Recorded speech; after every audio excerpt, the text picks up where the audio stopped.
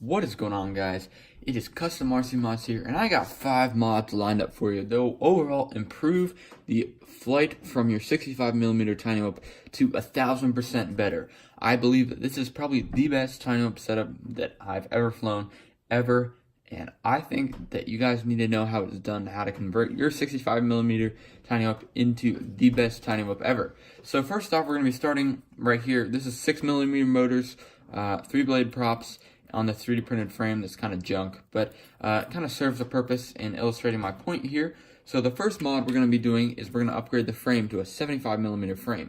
And now this one is the stock Inductrix frame that I recently upgraded from to this frame right here, but this one is pretty good frame. It's really inexpensive, and as you can see, it's a little bit more reinforced. However, I don't think it's that much more durable, but it's a lot lighter than this Beta FPV frame.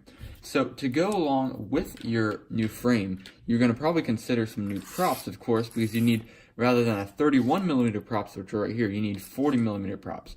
Now, these are the 3-blade props, which are the next modification from the 4-blade, which are seen right here. Now, the 3-blade not only increase the flight time, but they increase the amount of consistent power that you're going to get from each of the motors, since it's spinning a little bit.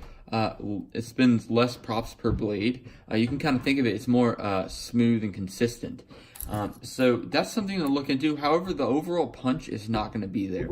And that's one thing that if you're coming from an Inductrix FPV Plus or any other quad with turtle mode or meow mode, these do not work. And that's one big downer for me coming from the Inductrix FPV Plus. But either way, these props are a good buy, and you can get this frame right here, which is pretty much indestructible. These props right here, which are 4 of them, the 3-blade props that I was just talking about, and these 8mm motors that go in here for $20.99 on Amazon from Beta FPV. So that's a really good deal, even if you're going to go ahead and go with other props. I believe that these motors are upgraded. They're 1600 kV from the Inductrix FPV Plus's stock 14.8 kV or something like that. But that's just something to consider when you're doing it. I would not probably go for this frame unless you're a really super light build. I've just crashed this a few times and it's pretty much garbage. So yeah, I have another video about my overall thoughts on the Inductrix FPV durability coming soon. So yeah, so now we got this thing right here, which is actually the quad that I've been flying most recently. And today we're just going to be talking about the canopy on this thing. So this is actually the original red canopy from the Inductrix FPV Plus that I have on it right now. And I actually trimmed it down, and that saves a bunch of weight.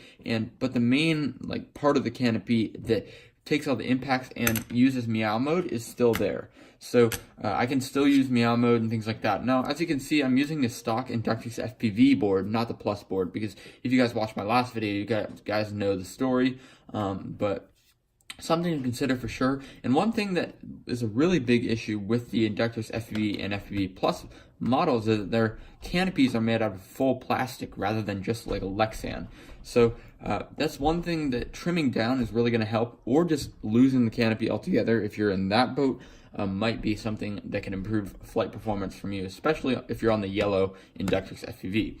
Now, one thing while we're here that I'm going to talk about is antennas. So if you're not using a full range transmitter like this DX6E back here, such as the MLP4 DSM, this transmitter right here is not a full range transmitter, meaning that you're not going to get the same performance out of it just like you would a full Spectrum or a Taranis or anything like that. So we only have about half the range, and that's one thing that when you're flying through your house, I can probably go upstairs and get into the living room, and then my quad's just going to have a little brown out and just fly into the ceiling and crash, and that's not good. But one thing that you can do to prevent this is, see this little red antenna right here?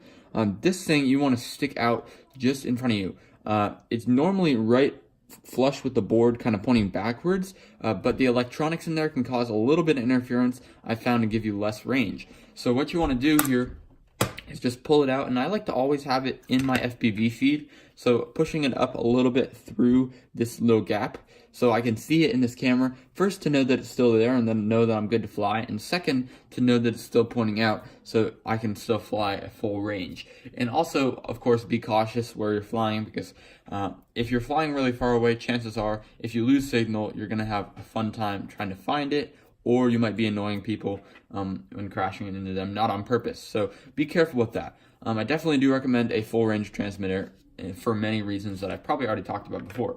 So next thing we're going to talk about is batteries. Now, if you guys upgraded to the 75mm Tiny Whip, you guys probably have gotten one of these or something like it that are 500 plus milliamp hours, and this one is the one that's stock on the Inductrix FPV Plus, and it's a really, really great pack, for a stock pack at least, but it does have the upgraded JST PH 2.0, whereas this one has the original JST 1.25 connector. Now let's do a little illustration here.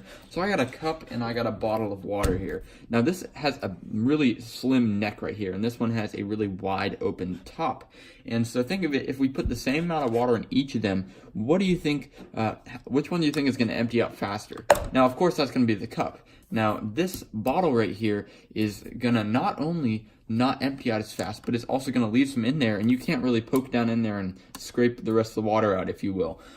So that's one thing to consider. This is the upgraded connector, and it's really going to deliver your power. Not only is it going to deliver it at a large quantity at a time, but it's also going to deliver it in one single flow, whereas this one's going to go glug, glug, glug, glug, glug. So just something to think about with that illustration. I hope that helped you guys. So the last thing that's going to be pretty short and sweet here is these batteries. These are the same, basically the same concept as the 500 milliamp hour battery we talked about before. These are from Beta FPV as well, and these are the 550 milliamp hour 50 or 100C 1S LiPo high voltage batteries. So these are high voltage batteries that have a bunch more punch. That's double or even quadruple the C rating of this original stock battery. And the flight times that I'm getting on these with this setup is around 6 minutes, not to mention that these have extreme amount of power and extreme upgrade over the stock. So that's something definitely to look into. These were about 20 bucks for 4. You can find these for under $10 for one of them. So these are obviously a no-brainer. You have to get a separate charger though, so consider that. For these mods, definitely go for the 4 blades if you're going for meow mode. Trim down your canopy, just take some like side cutters or something like that. Again, the frame, this Beta FPV frame, these props and these motors are 20 bucks. So really economical mods here, and that's pretty much it. So yeah, thank you guys for watching. I hope you guys found this video helpful. If you did, please go ahead and like it. Feel free to subscribe. I have a bunch more videos just like this one all over my channel. About 200 plus, 200 some change. I don't know. We're in there somewhere, and I'm really excited to keep making more. So comment down below what you'd like to see next, and I'll catch you guys in the next video.